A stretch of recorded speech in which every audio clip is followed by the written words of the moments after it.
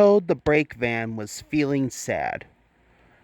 Everywhere he looked, he could see engines and coaches moving steadily forwards. They all looked confident and cheerful. One day, he decided to talk to Oliver, the Great Western Engine. Gordon said. Toad felt sadder still. Oliver wanted to help.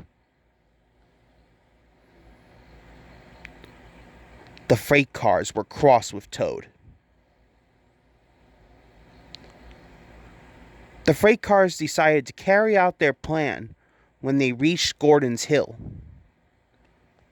When they were nearly at the top, they played their tricks. And they jerked at a coupling which broke. Yelled the freight cars. Toad was still in a state of shock, so he didn't know what to think, and he couldn't ask the conductor. He had jumped clear. Screamed the freight cars. Suddenly, Toad found it fun, but the fun was soon over. A crossing lay ahead and the gates were closed. Toad couldn't stop. Worse still, Toad now realized he was on the wrong track. There ahead was Gordon. The signalman changed the points just in time.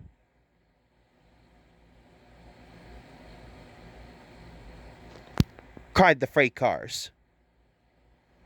Suddenly, Toad saw James pulling a long, slow train. A quick-thinking shunter did, just in time. Exclaimed James. The signalman warned the station master at the next station. Called Toad again. Toad saw some buffers, but the points to the buffers weren't set. Meanwhile, Oliver was racing to the rescue.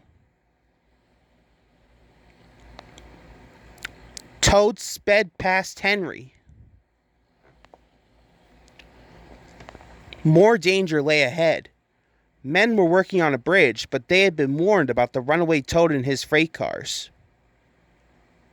They diverted him onto old sidings, straight into a muddy pool. Oliver arrived, and when he saw Toad, he could only smile. That night, Toad spoke to Oliver. Decided Toad,